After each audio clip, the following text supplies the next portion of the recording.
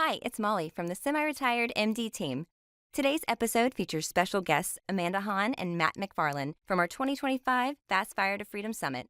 You'll hear how these powerhouse CPAs and real estate investors reveal how high-income professionals, especially doctors, can use the latest tax laws to dramatically cut their tax bills and build wealth faster. If you've ever wondered how the wealthy legally pay little to no taxes and how you can do it too, this is the episode for you. Whether you're just starting out or scaling your portfolio, this episode is packed with tax-saving strategies, mindset shifts, and actionable advice you can start using today. Let's dive in.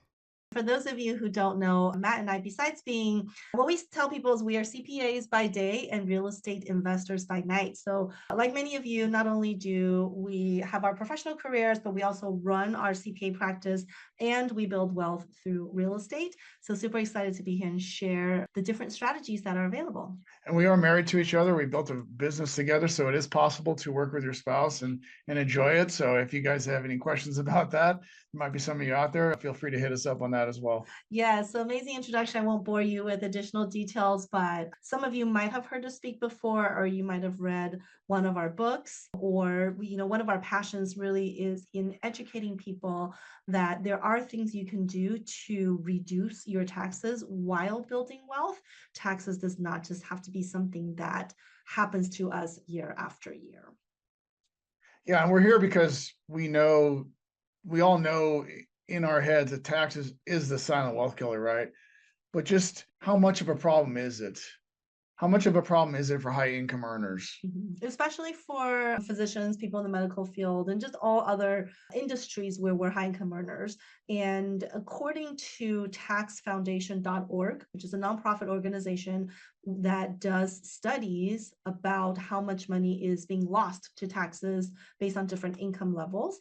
And the result of the study has been that year after year, taxes is our biggest expense. To what extent exactly? Well, most of us spend more money, or lose more money rather, to taxes than we do on food, clothing, and housing combined. So all of those added together. So let that sink in for a second, right? You're spending more on taxes than food, clothing, and housing combined, which you ask the average person, they're going to say those are probably three of their biggest expenses as well, right? So shouldn't be shocking, I guess, when you think about it from that perspective. Yeah, so you pay it year after year, right, in quarterly payments with holdings. Yet, like most Americans, you may not have done anything about it. And if you're someone who just, year after year pays a lot in taxes, but haven't really done anything about it, don't feel bad if what I just described is you, because Matt and I were once just like you guys. And I know it's shocking to hear because we are CPAs, but even for CPAs, we fell victim to the same trap that a lot of people are in. For me personally, I am actually the third generation of real estate investors in my family. So my grandparents started investing in real estate, my parents dabbled in real estate, and starting out my career, investing was just not something that I wanted to do. Matt and I both worked for a Big Four public accounting firm. So, if you're someone who graduated with an accounting degree, wanted to be a CPA, getting a job at one of the Big Fours is like, you've made it. That's where you wanted to be. And it just so happens that we were working in the real estate specialty group. So we worked with real estate investors, high net worth clients. That's a common profile for people working at Big Four. And I think that's where actually I had my moment when it came to real estate and taxes. I was probably a couple of years in. I was reviewing an individual's tax return, a gentleman probably in his 60s at that point in time. I was 25 years old, green as can be, right? But it was very clear from looking at his tax return that this person was making over six figures in cash flow from his real estate and not paying any taxes on it. He was retired at that point in time. All he had was real estate, but again, making six figures in real estate and not paying any taxes on it. And that's, again, when the light bulb went off for me that, hey, there's something here. And that's when we started really focusing our work on real estate investors. Well, you would think that we would immediately go and buy rental properties and do all the things, right? That's what you think we would have done because we were CPAs, we helped people do it. But the reality is we didn't do anything. In fact, we didn't do anything for years. Our day job was helping other people save on taxes, but we didn't do anything with our own taxes for quite some time. And it might be shocking. You might be wondering why, right? Why would two CPAs who clearly see the benefit of investing and wealth building for their clients, but Right. not really do anything for themselves. And it was simple. Our mind frame was simple. It's one that many people that we meet have the same mind frame, which is that tax strategies are for them, not for us. And who is the them and the us, right? The them are the wealthy people, super wealthy folks. Us, everyday people, have a job, have a business, have high income. And many of you might feel the same way, right? Because after all, physicians, doctors, trained in medicine, but not in taxes, right? So it's common to think that strategies are for the super wealthy, they're for the large corporations, not for us. And unfortunately, the media sort of continues to provide us that kind of feedback, right? The government, the media, that it's always us against them, rich people versus people who are not super wealthy. And this is what we really want you to think about today, right? That there is no us versus them. There's actually one set of tax codes. And if you don't find that to be believable, New York Times actually came out with an article a couple of years ago where they talked about how these three individuals use unfair strategies that are only available for the super wealthy and not available to the everyday taxpayer. Now, to be fair, the article was designed to promote tax change, right? Tax reform, and that, hey, we can't just have things being in favor of wealthy. We have to have it be fair and be available to everyone. So, of course, being the tax nerds that Matt and I are or We were, love tax articles. we Who dug who into doesn't? we dug into the article and said, okay, well, what are these really unfair advantages that these wealthy people, Jeff Bezos, Elon Musk, what were these things that they were using? How can we use it to share with our clients? And what we found was quite interesting. Yeah, they talked a lot about using write-offs to reduce taxes. Well, as real estate investors, obviously we get write-offs on our properties. We get write-offs for business expenses. Right. And if you're a business owner, we get the same write-offs on your Right. business, right? They talked about accessing cash by borrowing against their assets tax-free. Very unfair. Very unfair. But again, as real estate investors, we can do the same thing, right? That's a cash out refi on our property. We build up equity. We can tap into that equity, use that to go out, buy another property. And for those of you with medical practices, it's the same thing, right? You have a practice or any kind of business that's built up, that's appreciated in value. Instead of selling that asset, paying taxes on the money, we can leverage against the equity in the business, tax-free for now, and be able to access the money to build wealth in real estate and different asset classes, right? We borrowed against our assets. Now these super wealthy, unfair strategies, they can write off the interest expense on that. Well, again, real estate investors can do the same thing. You're using that loan to go out and buy another rental property. We deduct the interest against that second rental property. They talked about creating gains with no taxes, selling real estate with that have appreciated in value, not having to pay tax now. We can defer that tax through a 1031 exchange. Business owners, there's opportunities for you to do the same thing with different strategies, like opportunity zone investing. So it's not, you can see it's not just for the super wealthy. Granted, these people for sure have a lot more zeros at the end of their numbers than most of us do, right? But the strategies are the same. It's just a matter of us taking the time to learn them and implement them in our own situations. Yeah. So in looking at this article, the main things that we noticed is, again, the strategies are not just for these people with billions of dollars. We can use the same thing. And for people who own rental real estate, specifically, or own businesses, these are things that happen pretty frequently, right? And so it's just about tapping into the same tax law, but using it to our advantage. So the lesson here really is, and this is best said by a statement from one of the judges, his name is Justice Learned Hand. He said, in America, there are two tax systems, one for the informed and one for the uninformed, both of which are legal. And obviously he's being cheeky about it. The reality is there's one tax system, and it's not about wealthy versus not as wealthy. It's really about informed versus uninformed. So for all of you who are here today, it's a really great step. I think we are often on this rat race of, how do we make more money? How do we make more money? But we need to pay just as much attention to how do we keep the money, right? Because if you make a lot of money, but you're losing 50% of that to taxes, then you really haven't made that much. And we did a little bit of research to prepare for today, and the Journal of Economics said that the average physician in the US makes about $350,000 per year. If we say they work on an average of 35 years, that's $12 million of income. At 35% federal rate, 5% state tax rate, about 40%, that's about $5 million in taxes that's lost. Now, some of you might be paying a lot more than that as high income earners. That does happen a lot. We happen to live in the state of California. We use 5% as a state rate. we could pay up to 13% in state taxes. That might just be mind blowing to some of you guys who live in a state who has a 2% rate or a 0% rate for that matter, right? And I think, I think a lot of people we talk to, they just sort of feel punished for success, right? So, you save lives, you work nights, you work weekends, you sacrifice family dinners. And then when April comes, it feels like you're being punished for your success. It's like, hey, I've already withheld these taxes. I've paid so much in quarterlies.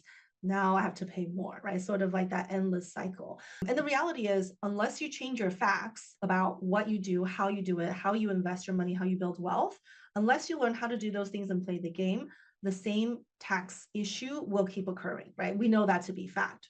And so it's really about taking the time to educate yourself and understand that we all play by the same set of tax code, tax law, but we need to change. We need to have a different playbook for how do we approach and utilize the money we make and really spend time. We joke about it, spend time with your money. Give your money love, give your money attention so that it will work for you. Yeah, the tax code is not about fairness, it's about incentives. So what does the government want us to do to earn those tax incentives? Well, investing in real estate, providing housing, starting businesses, providing space for businesses. Those are some of the main incentives they're talking about all the time, right?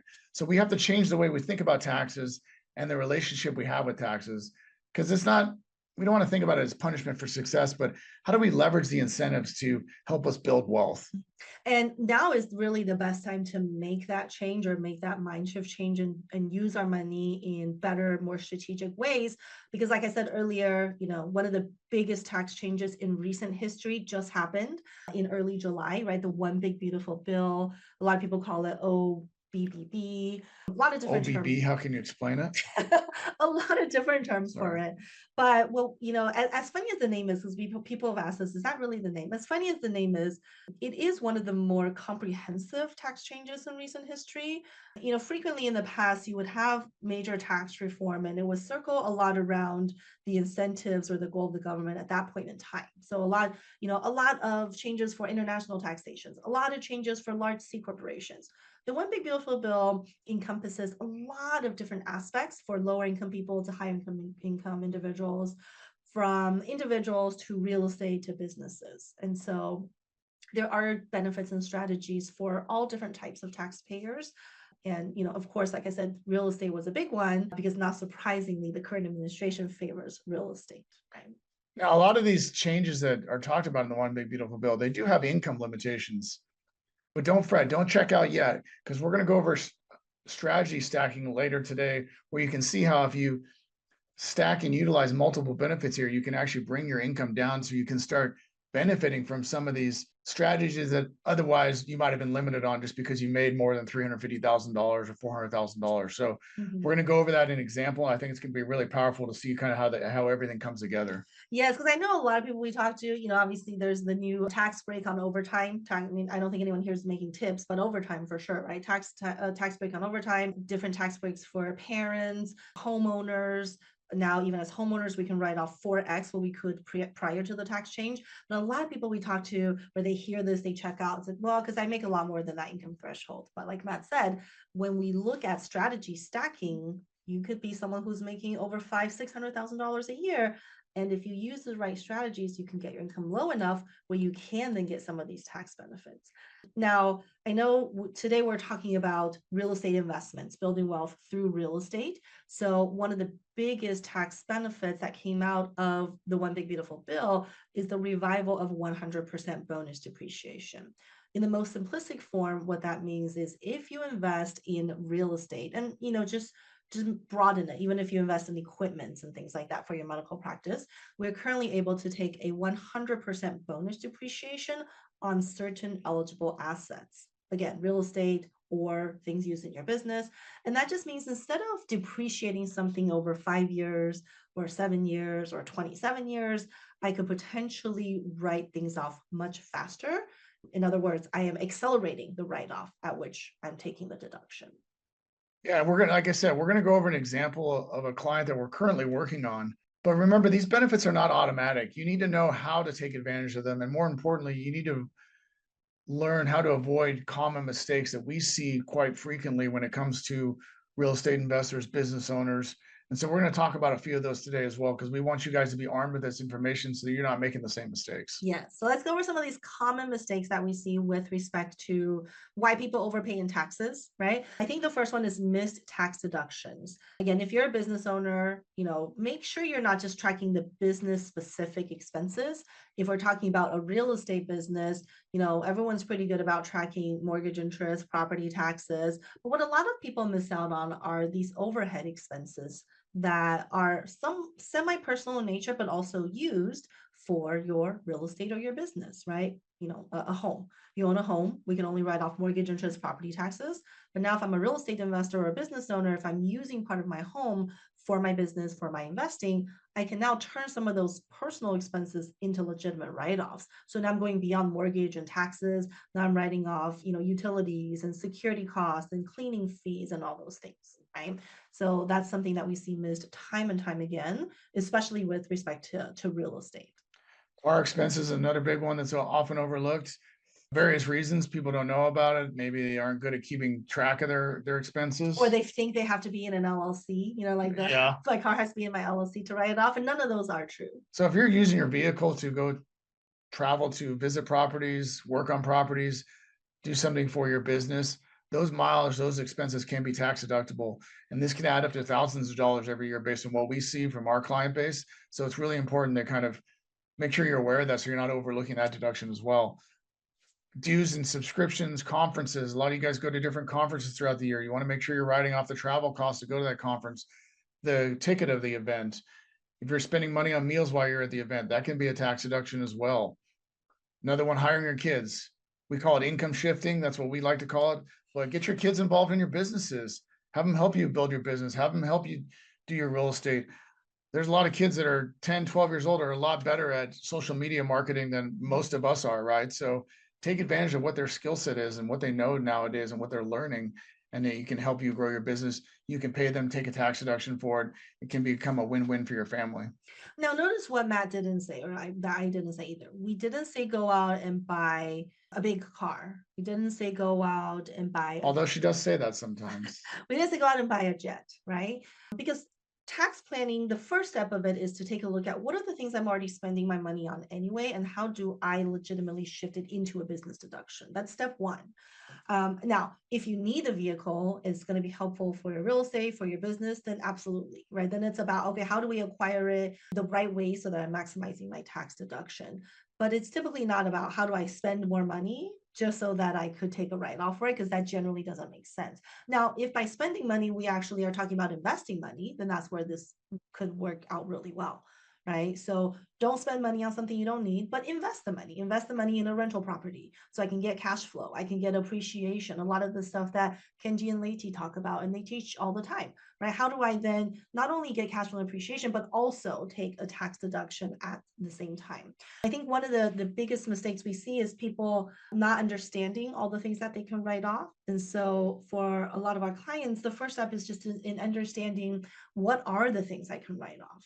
Ask yourself, if you're spending money, is this something that is ordinary and necessary to me as an investor or as a doctor?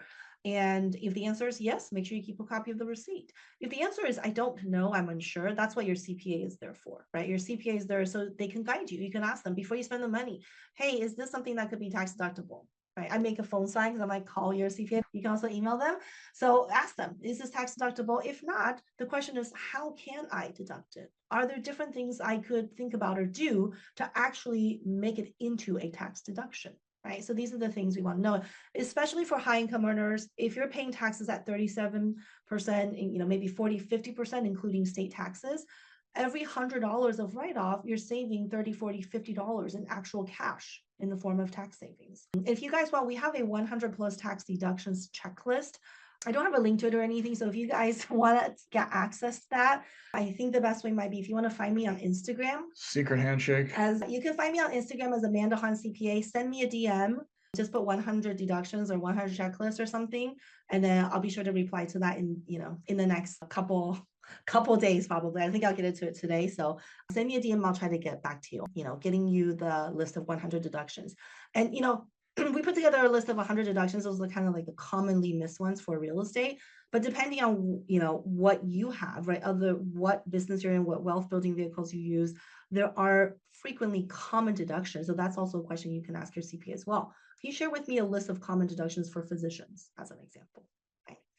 All right, so let's talk about another mistake that we see pretty frequently in terms of why people overpay in taxes. Yes, from a very high level, another one that we see a lot is operating your business or real estate through the wrong structure or wrong legal entity. Now, the answer to which one's right for everyone's going to be different based on your own facts and circumstances, but look at it from like a 30,000 foot level for a second. Generally speaking, we love to utilize LLCs for rental properties, an S corp for active income to save on self-employment taxes, possibly a C corporation for maximizing certain fringe benefits. But we definitely don't want to have rental properties that we're going to hold long-term appreciating assets. We don't want those in S corps or C corps. There can be a lot of tax problems with it down the road that you want to avoid right now by setting it up correctly. I was just working with a new client, came to us last week on this exact situation where I had one today. raise your hand, Just right? before this I've got a rental property that's appreciated $500,000. How do I get it out of here and put it in the right structure? And so that's where you want to, it's really important to set yourself up correctly from the beginning so you can kind of avoid those mistakes. And one thing I just want to bring up again, you had one too. I literally just got off a planning call with someone who was holding real estate in the wrong entity. And let me share the most common problem we see with physicians. So you're a doctor, and at some point you make a great investment decision. You said, instead of paying rent for my office space, I'm going to buy a medical condo or a medical building. Naturally, let me go ahead and buy it in my business, which is the corporation, right? That's where the money is, right? That's where the money is. And that's a big problem because, like Matt just said, we don't want to hold appreciating assets in corporations. It comes with all sorts of tax problems. And the right way to do it then is, I still have my medical corporation, but if I'm going to buy a medical building that I'm using myself, I'm going to take the money out as the owner distribution, and then I'm going to put it in an LLC and buy my rentals in an LLC, right? That small change could mean the difference between utilizing your real estate tax benefit or trapping it in there for years and years and maybe even decades to come. Okay, so very, very important that we use the right legal entities. We typically don't want our practice in real estate to be in the same entity. And I think worth mentioning again, Amanda said this earlier, but really important is that we were talking about deductions. Keep in mind is that you do not have to have a legal entity to take tax deductions. An expense just has to be ordinary and necessary for your business in order for it to be tax deductible. So what does that mean? If I have a rental property that I own in my personal name, does that mean I have to run out and create an LLC at the end of the year to take tax deductions? No. You can operate your rental through your personal name. There's no tax difference whether you have the rental in your personal name or an LLC. But what you might want to think about doing from an asset protection standpoint is to have an LLC hold title to that rental property so that if something happens, something bad happens, somebody slips and falls, they want to sue, they have to sue the owner of the real estate, which is the entity, and not you personally, which prevents them from going after help, makes it harder for them to go after your personal assets. I'm just glancing at some of the questions coming through chat. So one of the questions was, if I am remodeling my medical office building, can I use 100% bonus depreciation? And the answer is yes, absolutely. However, you may not be able to write off the whole thing immediately, depending on how significant your improvement is. You can consider what we call an improvement study. So it's a cost segregation study to allow you to look at the details of the improvements to then determine how much of that improvement or remodel can I accelerate in the form of 100% bonus depreciation. So great question. Okay, speaking of real estate, we can't talk about mistakes without talking about depreciation. Depreciation is an investor's best friend. And if it's not your best friend yet, it needs to become your best friend very soon. But why do we love depreciation? Well, you think about it from the perspective of just different types of investments. I love to give the analogy. You go out and buy stock. You pay $50,000 for a stock. You don't write that off right now. You don't even write that off until you sell the stock down the road. But what's the difference with rental real estate? We buy a property. The IRS does allow us to write off a portion of that purchase price every year against the income we make from that property. So you could have a cash flow positive property, but with enough depreciation expense, you may not be paying taxes on that cash flow. So that's a huge win. You've got cash in your pocket. We're not paying any taxes on it. That's a gold mine for investors. That's what we're looking for. So I think one of the important mistakes, or one of the things that people make mistakes on with depreciation, is not understanding that depreciation is based on a purchase price. So remember that you could buy a $500,000 building, you might get depreciation expense of, with bonus depreciation, accelerated depreciation, maybe you get $100,000. You could buy, or you could buy a $2 million rental property and get $400,000 of depreciation. There's a large difference right there, right? So the tax code rewards investors for using leverage on their properties and using bank money to, in our example, quadruple your depreciation expense because you bought a 4x building in our situation. And again, this going back to that New York Times article, what the super wealthy do, they do the same exact thing. Like, so if Elon has Tesla stock, he's not going to sell the stock to pay taxes on it. He's going to leverage it, borrow against his stock. Now he's got cash, invest in more businesses, real estate, whatever the assets are, which then generates more deductions, losses, and other tax perks, right? So same exact thing. And what I love Matt said is that it's allowing us to use other people's money, right? The bank's money, to then create tax deductions for us, which is amazing. One of our favorite things about depreciation is there's so many different ways that you can take advantage of it. You can speed it up, you can slow it down, you can catch it up if you haven't done it. And that's the mistake people make, is not optimizing it to their situation. There's a lot of default that happens when you do tax returns. And so a lot of investors or tax preparers just default to doing whatever's normal for depreciation. But there's better ways to do it. There's better ways to optimize it to your situation. Maybe I need it this year. Maybe I don't need it this year. Maybe I'm going to save it for next year. But that's a lot better in looking at it strategically than just spreading it out over 27 and a half years and calling it a day.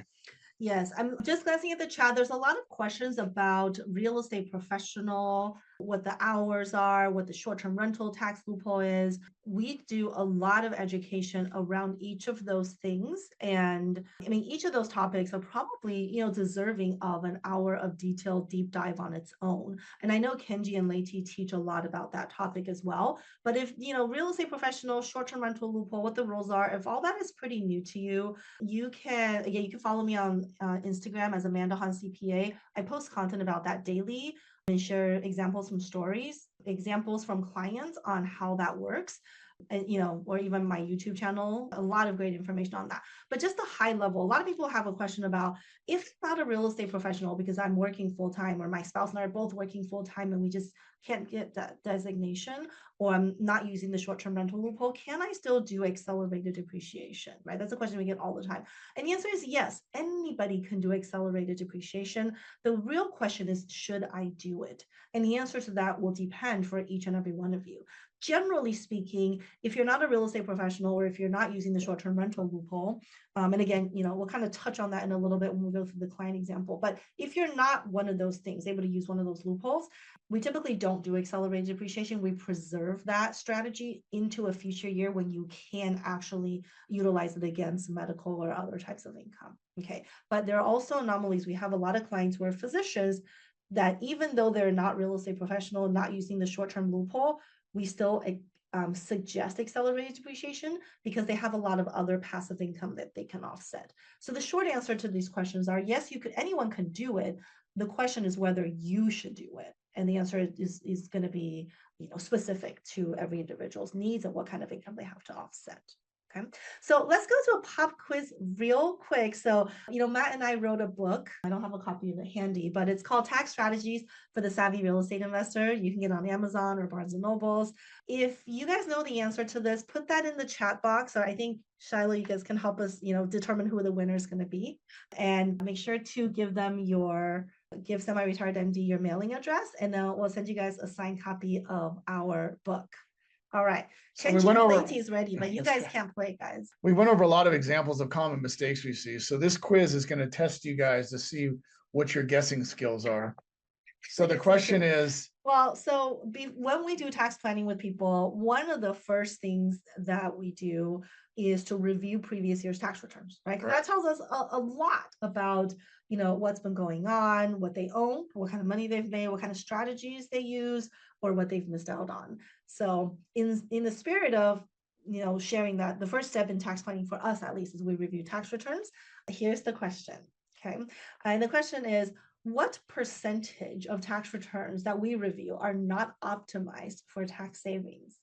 And here are the guesses. There is going to be a multiple choice, so you don't have to just guess random numbers. But yes, The options are 5%, 15%, 20%, or 40%.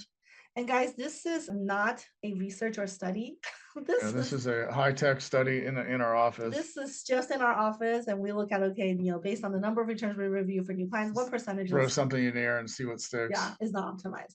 All right. So while our team gets their time to see who got the right answer, the correct take this time to remind Letty and Kenji that you cannot win if you're guessing. The answer is 40%. So I don't know who first put in the option D. That's going to be the winner, and we'll send you a copy of our book once Kenji and Letty send us the mailing address and all that. Wait, if there's a delay, we already gave the answer and everybody guesses correctly, then you guys get to pick who wins. Yes. Oh, she said Sue C. Sue S-U-E, last name C. You want. So again, this is not any kind of actual research, but we just kind of shared with you guys, right? Some of the things like not maximizing write-offs, not using the right entity, not optimizing depreciation. There's a whole slew of different reasons that we see tax returns not being optimized. About 40% of returns that we come through are not really optimized for tax savings. Now, just to be clear, some of them are like, hey, they didn't do all these things they could have done. Others are like, hey, they just did all the wrong things in general, right? Like the entity stuff. It's like, gosh, if only we would have been in the right legal entity. But we're going to sort of end, or not end, but we're going to go into the demonstration with an actual client case that it's someone that we're working currently with. So you can see kind of what tax planning looks like and sort of the client profile. Okay. So we changed the client's names to Scott and Darla just to protect the innocent. Scott is a teacher and Darla is a physician. And Scott and Darla, they've, been in the profession for many years. And over the years, they've had friends who use what has been referred to as the short-term rental tax loophole. And the short-term rental tax loophole, the reason it's called a loophole is because you can invest in short-term rental properties and where the average guest stay is 7 days or less, right? It's on Airbnb, just traditional short-term stuff. And you can continue working as a physician. You can keep your daytime job. And as long as you meet material participation hours, you can then do accelerated depreciation, write-offs, pay your kids. You can do all these things and have it offset, not just rental income, but also W-2 and other income as well. Okay. And so the reason we call it a loophole is because unlike long-term rentals, for long-term rentals, if you wanted to do that, you or your spouse would have to become a real estate professional, which means you would have to have more hours in real estate than your job. And, the reality is for a lot of physicians, if you're, people aren't really looking to retire immediately out of medical to just become a landlord, right?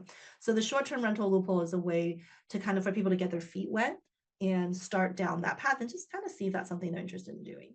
So as Amanda mentioned, Scott and Dara, they had friends who had utilized the short-term rental loophole. So they were gung-ho, they were excited, they wanted to take advantage of it, they wanted to start looking at doing that. When they met with their CPA this past April to do their taxes, as usual, they owed a large amount of taxes.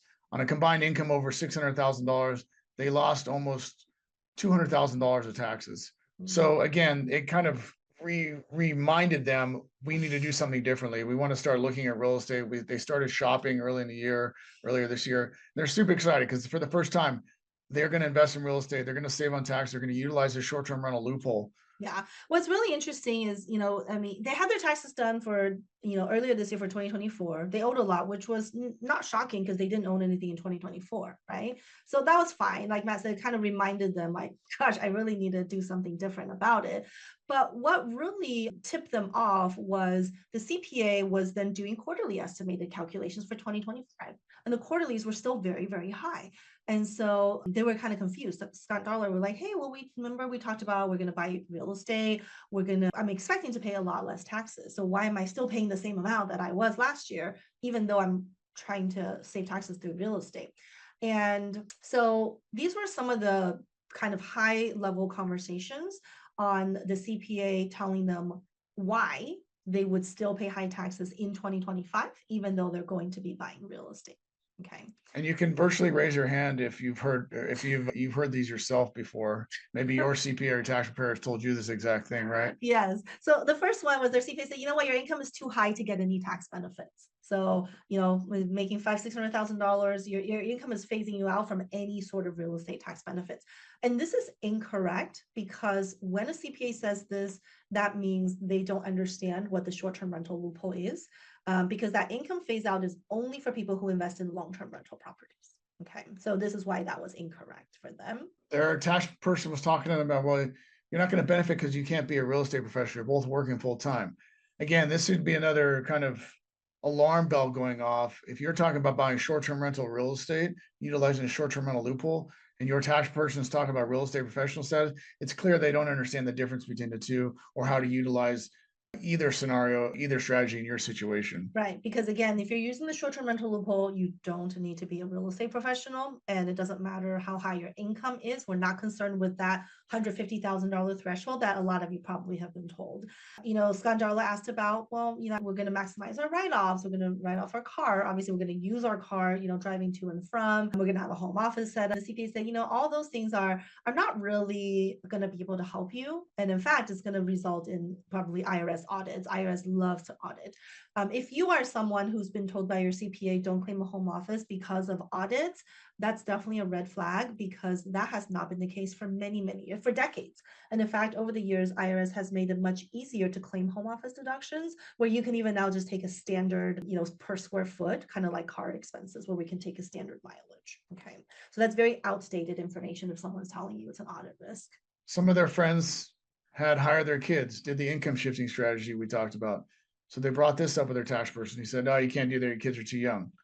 Again, this is not correct information, because there's kids getting paid for diaper commercials, right? So there's not necessarily a specific age. There needs to be, what you pay them does need to be reasonable for their age and what they can do, right? So we're not having 5-year-olds be our IT consultants, maybe 8-year-olds, but we can get to that, right? But it's important to understand that you can take advantage of things with the right facts and circumstances. Yeah. All right, so they asked about cost segregation, which is just accelerating the write-offs on rental properties. Their CP said, cost segregation is really only for large commercial real estate, multifamily apartments, medical offices, but not really. It's probably going to be too expensive if you're just buying single family homes, which are typically used for short-term rentals. So again, these were $197,000 not paid, but this is what was given to them in vouchers for the year in terms of what should I be paying quarterly, right? So as you can imagine, they were pretty bummed, and it was for them, was kind of like, hey, I know other people are doing it, but for some reason we can't do it. Here are all the reasons why we can't do it. And that's basically when they came to us, right? They're like, okay, if anyone knows how to do this, it'll probably be Keystone CPA, because they're the ones who work with investors all over the US.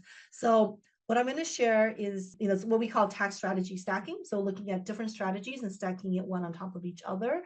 And usually, when we do education stuff like this throughout the year, typically we share client stories of what happened last year or 2 years ago. So we have actual numbers.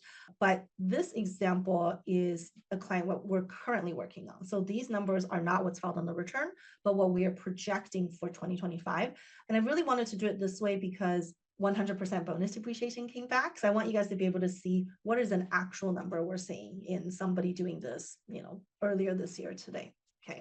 So like we said, Scott and Darla, one of the things we said, they were already on board, right? They were going to buy short-term rentals, so that we didn't have to talk about how to do it, where to do it. They had all the help on how to actually get that. So we'll start with their W-2 income, about 623 combined for both of them, right? Physician as well as an educator. And for them, the acquisition this year was 2 short-term rentals, about $550 each. They're going to spend about $100,000 in furnishing, staging, setup. And so conservatively, this is what we're expecting for first year net rental income. And this is income after operational expenses, interest, property taxes, some small repairs that they had to do. Now they're going to self-manage it to kind of keep cash flow high, learn the business, be more hands-on, and most importantly, kind of earn those hours for the short-term rental loophole. But that's another way that you can minimize expenses, obviously, do the self-management of your properties. Yes. And real quick, material participation, there's 3 common ways to meet the hours. 1, you and your spouse have at least 500 hours on the properties, or you have at least 100 hours. Nobody else has more time than you. So that's you versus cleaning crew, you versus property management company. And then the third is you have more hours than everyone else combined. Okay, so if you can meet any of those three, then you can use losses against your medical income. For Scott and Darla, they're going after the 500 hours mark. They're self-managing, like Matt said, not just to learn it, but also so that they can retain more cash flow because it's lower on the first year for them, right? Scott and Darla, they have teenage kids, so they had the kids help them set up the Airbnbs, do some work to kind of stage the property. They're going to pay the kids. They're going to get a tax deduction for it. So we're going to stack that on as a write-off in their situation to take advantage of it. Again, it's based on the amount they're paying them. They're taking a tax deduction at the parents' level. The kids don't have to pay any income taxes on it because they're making less than the standard deduction. So it's a win-win for the family. Money they're already giving the kids. We all know that, right? Now we're just finding the correct way to take a tax deduction for it. Yeah. And now that the kids have money, they can actually use it, right? To pay for whatever fun stuff. They can save it for college. They could put that into a Roth IRA so it grows tax-free for them. And it's just a better way to not just teach your kids about finances, but also take a tax savings as well. It's a better way than spending the money on Roblox. Or they could do that, I guess they could do that. But so on top of, income shifting to them, obviously maximizing deductions, right? Car, travel, business development, learning about real estate, all these things that seemingly small during the year, but could add up over the course of the year. So this is what we're projecting in terms of just overhead real estate expenses. Nothing crazy. Didn't go out and buy a new car, right? This is just existing stuff that they're already spending money on and shifting some of these personal expenses into business deductions, capturing these business expenses that are new to them in the pursuit of real estate, right? And here's the big one. We stacked on a cost segregation study to help them accelerate the depreciation on these two rental properties. So this is not just doing your own depreciation on your tax return. This is going out and getting an engineering firm to look at your properties, break out the properties to figure out what can we depreciate much faster, what can we utilize the 100% bonus depreciation on. And in their example, they're getting almost $290,000 of depreciation in that first year on these two rental properties. And this is with 100% bonus depreciation. This is on an updated number from the cost segregation firm for 2024, 2025. So you can see they had almost $655,000 of income to start, right? But we're bringing that down all the way to under $350,000. And that's going to save them over $112,000 in taxes is what we're projecting. Now, again, we go back to the one big beautiful bill. A lot of these new benefits that are out there have income limitations. So at $650,000 of income, they were phased out of most of those benefits. But now with the taxable income down at $350,000, now all of a sudden, a lot of these other things, child tax credits, education credits, whatever it might be, now come back into play where they can benefit and help them save more on taxes than just their tax bracket. Mm-hmm. And that's a lot of times for our clients, it's like an unexpected surprise or side effect of it. It's like, oh, wow, I've never gotten these credits. Side effect of taxes. like medicine. Right. It's like, I never see what I did there? Yeah, I've never gotten these credits before, right? I've never gotten these benefits before. So now all of a sudden you're becoming like lower income for tax purposes. You are a lower income individual at $350,000. And it could be super impactful. Now, the key here, I just want to add on that we didn't put on the slide, but the key here too is we're going to get an immediate savings in that we are reducing quarterly taxes we pay, right? We're keeping more of our money every single month as it comes in, instead of continuing to pay the outrageous quarterly estimated taxes that the old CPA gave and then waiting endlessly for a refund next April, right? So tax planning is really a lot about how am I making money? How do I use my money strategically? And how quickly can I keep my money? Because the fact that I can save over $100,000 in taxes, that's a down payment on another $400,000 or $500,000 worth of real estate. For sure. So I can rinse and repeat every single year or even multiple times this year. I don't know the latest. I think Scott and Darla was looking at another property. I don't know if they'll get another one, if that's kind of in the plan, but that's definitely something possible because they already have more cash in pocket just from the strategies alone, right? And again, this is an example of how proactive tax planning can all come together. It's about doing the right things during the year. We can't just go out and blindly buy rental properties and hope we get the benefits. We have to make the right investments. We have to use the right information, use the right legal entities to legitimately save on taxes. It's about learning the tools, putting them into action, learning what you need to do in your situation, which may be different than your next door neighbor who might be doing something similar. Yeah. Like I said, over 40% of tax returns we review are not optimized for tax savings. And I think it's really good for everyone to ask themselves this question, right? Does your accountant talk more about what you cannot do versus what you can do to save on taxes? Because that could be a sign that you need someone better on your team, right? It's kind of like a doctor who hands you a list of all the treatments that won't work. Like, hey, there's the things that don't work. Good luck. Instead of writing you an actual treatment plan for what works, right? I know it sounds ridiculous when we kind of make a reference to the medical term, but unfortunately, that's how most CPAs operate in our industry. Many CPAs operate that way, right? It's kind of like you're learning about strategies and you bring it to your CPA just for them to tell you, no, this won't work, that won't work. Here are all the reasons why. And that's okay if it doesn't work. But what we want to know is what does work. And that's the question you pose to your CPA. How can I save on taxes? I want to invest in real estate. How can I? Well, I can't be a real estate professional because me and my spouse are both working full time. Well, how can I? Well, why not consider short-term rental? It doesn't have to be a short-term rental forever. It could turn into a long-term rental, right? I don't like short-term rentals. Okay, well then can your spouse who's a teacher stop working? If that happened, can we save more in taxes than the money that he or she was making anyways, right? So that's the difference between planning and not planning.